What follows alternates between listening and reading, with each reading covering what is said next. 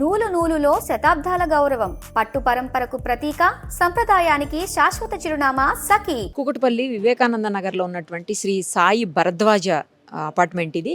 ఇందులో థర్డ్ ఫ్లోర్లో ఒక ఆమె, ఒక 45 years ఏజ్ ఆమె, ఫ్రైడే రోజు నుంచి హెల్త్ బాగాలేదంట. అంత ముందే బాగాలేదు, ఫ్రైడే హెల్త్ బాగాలేక ఆమె రామ్దేవ్ బాబా హాస్పిటల్లో చనిపోయారు. అయితే ఆమె తల్లి, ఇంకో సిస్టరు, ఒక బ్రదర్, మొత్తం 4 ఉంటారంట. ఫాదర్ లేరు వాళ్ళకు. ఫాదరు ఇంతకుముందు గవర్నమెంట్ లో పోలీస్ ఆఫీసర్గా పనిచేసి రిటైర్ అయ్యారని చెప్తున్నారు. సో ఆయన చనిపోయిన తర్వాత వీళ్ళు 4 మాత్రమే ఇక్కడ ఉంటున్నారు. దాదాపు 18 ఏళ్ళు 20 ఏళ్ళ నుంచి ఇదే అపార్ట్మెంట్లో ఇదే ప్లేస్లో ఉంటున్నారంట వీళ్ళు. అయితే ఆమె చనిపోయిన తర్వాత ఆ బాడీని తీసుకొని ఫ్రైడే రోజు వాళ్ళు ఇంటికి తీసుకొచ్చి పెట్టేసి అప్పటి నుంచి అంత్యక్రియలు, కర్మకాండలు ఏమీ చేయకుండా ఇంటి లోపలనే ఆ బాడీ పెట్టుకొని అలాగే ఉన్నారు అందరూ కూడా. అంటే చనిపోయిన ఆవిడ కాకుండా ఇంకా 3 ఉన్నారనమాట. సో అందరూ కూడా ఇదే అపార్ట్మెంట్లో డోర్స్ లాక్ చేసేసుకుని బయటికి రాకుండా, ఎవరిని లోపలికి రానియకుండా వాళ్ళు ఇందులోనే ఉండిపోయారు. అయితే నిన్న దుర్వాసన రావడంతో ఆ స్మెల్ భరించలేక చుట్టుపక్కల వాళ్ళు, అపార్ట్మెంట్లో వాళ్ళు అందరూ కూడా కాలనీలో ఉన్నటువంటి ప్రెసిడెంట్కి, అలాగే సేమ్ టైం పోలీసులకి, ఆయన ద్వారా పోలీసులకు కూడా రిపోర్ట్ చేశారు. కంప్లైంట్ చేసిన తర్వాత పోలీసులు వచ్చి నిన్న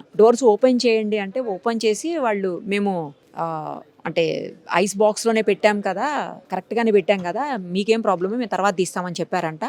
సో నిన్న శివరాత్రి కాబట్టి పోలీసులు కూడా సరే రేపు మార్నింగ్ తీస్తామంటున్నారు కదా అని చెప్పేసి వదిలేసి వెళ్ళిపోయారు. ఈరోజు మార్నింగ్ నుంచి కూడా వాళ్ళు డోర్స్ ఓపెన్ చేయట్లేదు. డోర్స్ ఓపెన్ చేయకుండా అలాగే క్లోజ్ చేసి పెట్టుకొని ఎవరిని రానియకుండా సేమ్ సిచ్యుయేషన్ కొనసాగిస్తూనే ఉన్నారు. ఇప్పటికే పోలీసులు, తర్వాత చాలా మంది చుట్టుపక్కల వాళ్ళు వచ్చి ఉన్నారు. అలాగే అంబులెన్స్ కూడా తీసుకొచ్చారు పోలీసులు. బలవంతంగానైనా డోర్స్ ఓపెన్ చేపించి ఇక్కడి నుంచి తీసుకెళ్ళాలని వాళ్ళ ఆంధ్రాకి సంబంధించి, అలాగే ఏలూరు అని చెప్తున్నారు.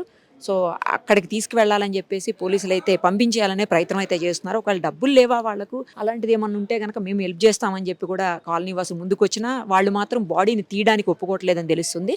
అయితే కుటుంబ సభ్యులందరికీ కూడా మానసిక స్థితి సరిగా లేదు అని చెప్పేసి చుట్టుపక్కల వాళ్ళు, అలాగే కాలనీ వాసులు, కాలనీ ప్రెసిడెంట్ అందరూ కూడా చెప్తున్నటువంటి పరిస్థితి. మానసిక స్థితి బాగలేకపోవటం వల్లనే వాళ్ళు ఎవరిని లోపలికి రానియకపోవటం, బాడీని చనిపోయిన తర్వాత కూడా బాడీని క్రిమేషన్ చేయకుండా అలాగే పెట్టుకోవటం అనేది అందుకే జరిగిందని చెప్పి తెలుస్తోంది. మీకు అక్కడ పైన పోలీస్ కనిపిస్తున్నారు చూడండి, అదే ఫ్లోర్లో అటు సైడ్ ఫ్లాటే. కనీసం అక్కడికి కూడా ఎవరిని రానియట్లేదు అని చెప్తున్నారు. వాళ్ళు అసలు ఎవరితో మాట్లాడరంట. చుట్టుపక్కల లోపల ఉన్నటువంటి అంటే ఆ కాలనీలో ఉన్నటువంటి వాళ్ళతో కానీ, కనీసం అపార్ట్మెంట్లో ఉన్న వాళ్ళతో, చుట్టుపక్కల వాళ్ళతో కూడా ఎవరితోటి మాట్లాడరంట. సో మాట్లాడకపోవటం ఒకటే కాదు, ఎవరన్నా కనిపించినా కూడా పక్కకు మొహాలు తిప్పుకొని వెళ్ళిపోతూ ఉంటారంట. తర్వాత ఎవరైనా ఎదురుపడినా సరే వాళ్ళని కనీసం టచ్ కూడా చేయరు. తప్పుకోండి, సైడ్కి వెళ్ళిపోండి అని గట్టిగా అరుస్తారని. అలాగే గతంలో అయితే ఉన్నటువంటి వాచ్మ్యాన్తో కూడా గొడవ పడ్డారని, అతన్ని చంపేస్తామని చెప్పేసి కత్తులు అవి పెట్టి బెదిరించారని కూడా చెప్తున్నారు. సో ఈ వాచ్మ్యాన్ వచ్చి 1 month అయిందంట.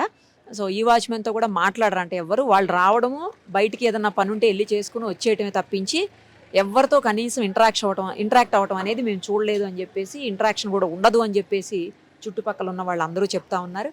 ప్రస్తుతానికైతే బాడీ ఇంకా ఇప్పటికీ అక్కడనే ఉంది. వాళ్ళు కూడా అలాగే ఆ బాడీ తోటి అలాగే అక్కడే ఉన్నారు లోపలనే. మరి ఇప్పుడు ఆ బాడీని తీసుకొని వాళ్ళు వాళ్ళ స్వగ్రామానికి వెళ్తారా?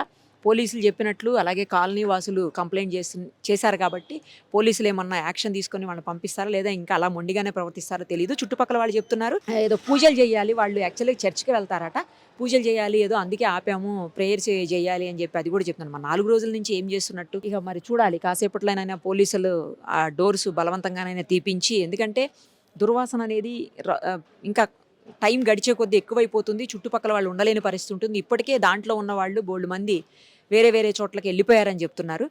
అంటే ఉండలేక భయానికి. అందులో పిల్లలు ఉంటారు, చుట్టుపక్కల కూడా పిల్లలు, పెద్దవాళ్ళు అందరూ ఉంటారు కదా. మరి ఆ స్మెల్ని ఎంతవరకు అని భరిస్తారు?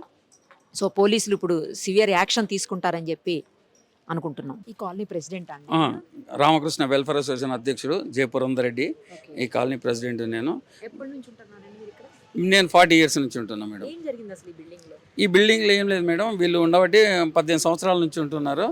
6 years బ్యాక్ వీళ్ళ ఫాదర్ కూడా చనిపోయాడు. ఇప్పుడు అమ్మాయి ఫాదరు. వీళ్ళు 4 ఉంటుండ్రి, తల్లి, కొడుకు, 2 కూతుళ్ళు.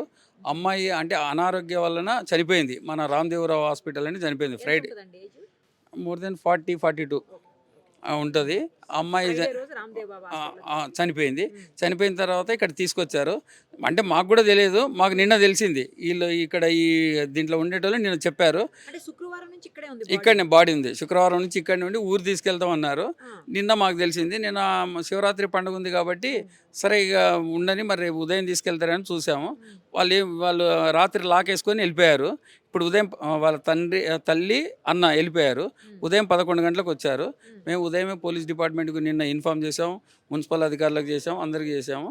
వాళ్ళు ఈరోజు ఉదయం వచ్చేసి ఇప్పుడు పోలీస్ అధికారులు వచ్చి మాట్లాడి వీలైనంత త్వరలో, అంటే దుర్వాసన వస్తుంది బాడీ కాబట్టి 4 రోజులు అయింది, ఇమ్మీడియట్లీ ఇక్కడికి వెళ్ళి బాడీ తీయాలని మేము పోలీస్ అధికారులకు తెలియజేస్తున్నాం. మీడియా ద్వారా మీ ద్వారా కూడా తెలియజేస్తున్నాం తొందరగా బాడీ తీయాలని. ఏమైందండి ఆమెకి? ఎందుకు చనిపోయింది? ఆమె అంటే అనారోగ్యంగా చాలా రోజుల నుంచి ఉంది. వాళ్ళు ఎప్పటి నుంచి ఉంటున్నారు ఇక్కడ? 18 సంవత్సరాల నుంచి 18 ఏళ్ళ నుంచి ఇక్కడనే ఉంటున్నారు. ఏమన్నా ఎప్పుడన్నా ఎవరితో ఇష్యూస్? ఈ ఇష్యూస్ ఏంటి, వాళ్ళు ఎవరితోనే కలిసేవాళ్ళు కాదు.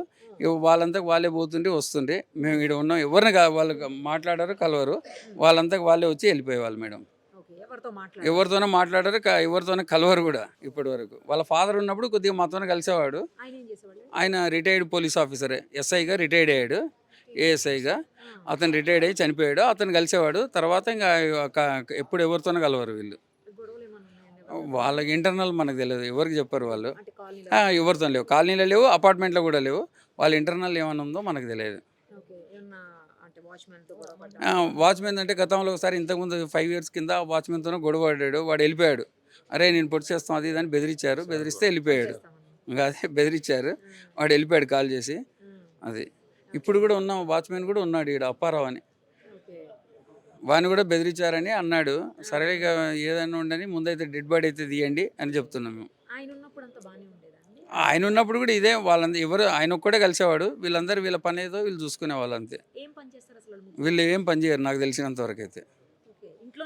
ఇంట్లోనే ఉంటారు, బయట అటు ఇటు తిరుగుతుంటారు. మళ్ళీ ఏదైనా కావాలని తెచ్చుకుంటారు. మరి పని చేస్తున్నాం అని చెప్తారు కానీ మనం అవన్నీ ఏం డీటెయిల్స్ ఏమో అడిగారు. ఫస్ట్ ఫ్లోర్ ఈయన రాజు అని ఉంటాడు ఇక్కడనే, ఆయననే మాకు చేసి ఓన్ హౌస్ ఈ ఫస్ట్ ఫ్లోర్ ఉంటాడు. ఓన్ హౌస్ ఈయననే ఉంటాడు. ఈయననే మాకు నిన్న కంప్లైంట్ చేసింది కూడా. మీరు ఇదే బిల్డింగ్ లో ఉంటారండి? ఫస్ట్ ఫ్లోర్ లో ఉంటారు. ఏం జరిగింది అసలు? మీకు ఎప్పుడు ఇన్ఫర్మేషన్ వచ్చింది? మాకు 3 days క్రితం అన్నారు, మా పిల్లలు చూసారట అదే బాక్స్లో తీసుకురావడం. మా వాచ్మెన్ చెప్పాడు, బట్ మా పిల్లలు చెప్తే నేను లైట్గా తీసుకున్నాను. మా పిల్లలు అంటే చిన్నోళ్ళేం కాదు, 20 years బాబులే.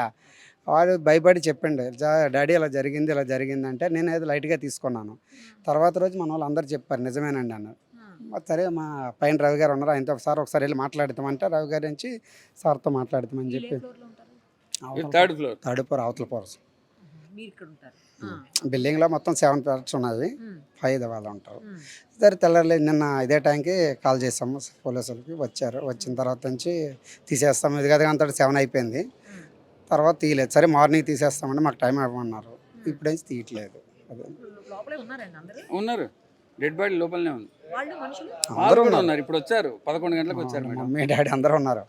ఇప్పుడు వెళ్ళాము మేము పైకి. తల్లి ఉంది, కొడుకున్నారు, ఒక అక్క ఉంది, చెల్లెలు చనిపోయింది. వాళ్ళు లోపలనే ఉన్నారు డెడ్ బాడీ పెట్టుకొని. డెడ్ బాడీతో 4 ఉన్నారండి. ఒక డెడ్ బాడీ, వాళ్ళు ముగ్గురు బతికిన వాళ్ళు 3 ఉన్నారు. తల్లి, అక్క, వాళ్ళ అన్నయ్య, వాళ్ళు ముగ్గురు ఉన్నారు. ఎవరిని రాణిస్తలేరు, లాక్ వేసుకుంటారు, ఎవరిని బోనిస్తలేరు. పోలీసు వాళ్ళ ద్వారానే ఓపెన్ చేయడం. మీతో పోతే మీరు ఎందుకు వచ్చారు, మీ మీద బెదిరిస్తారు అన్నట్టుగా వాళ్ళు, అంటే మాటలు తిడుతుంటారు, బూత్ మాటలు. ఎవరు anybody is not going inside. పూజలు చేయాలంటున్నారు, ఏదో పూజలు చేయాలి, ఎవరు రావద్దు అని చెప్తున్నారంట. ఏం పూజలు మాకు తెలియదు మేడం. రావద్దు, ఎవరు వస్తే కత్తి చూపిస్తున్నారంట.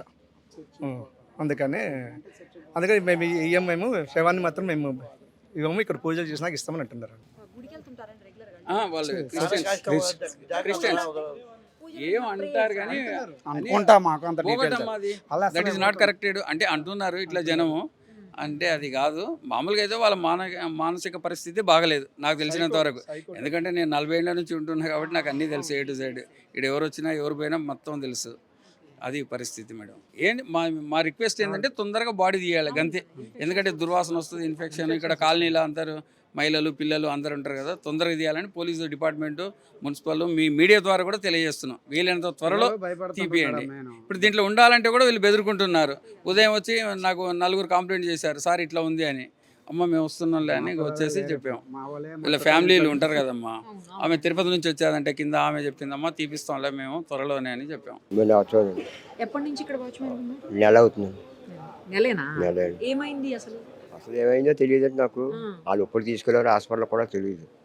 ఆ, వాళ్ళు ఎలా తీసుకెళ్లారో కూడా తెలియదు. ఉమ్. తెలియకపోతే శుక్రవారం నాడు సాయంకాలం 5 గంటలకు తీసుకొచ్చారు.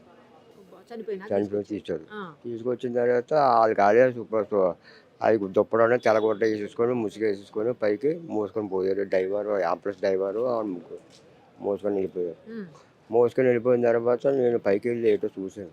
చూస్తే మరి తలుపు వేసి ఉంది. ఉమ్, తలుపు వేసి ఉంది. వాళ్ళు ఎవరు కొట్టినా తలుపు చేయరు అండి. అందులో నేను అయినా చెత్తకి వెళ్తాను. నేను ఆ చెత్తకి వెళ్ళినప్పుడు చూస్తూ ఉంటాను. అయినా ఒక పైన సీట్లు ఉన్నారు, వాళ్ళు తేవాలా ఇది తేపోయినా ఆ చెత్త గురించి వెళ్ళాలా కంపల్సరీగా అని వెళ్ళాను. ఆ చెత్త తెచ్చుకునేవాడిని వచ్చేసేవాడిని.